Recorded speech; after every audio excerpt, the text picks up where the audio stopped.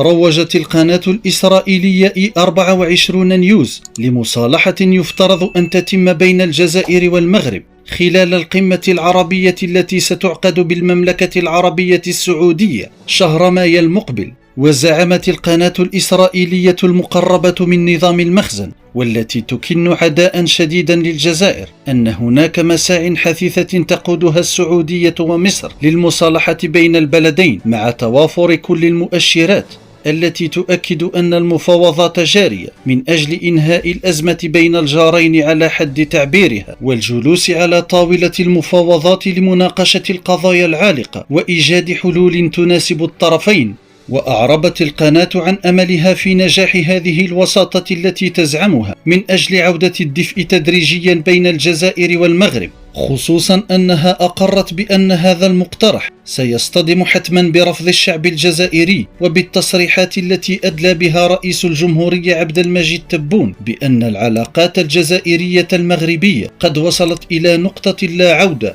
فعلى القناة الإسرائيلية إذن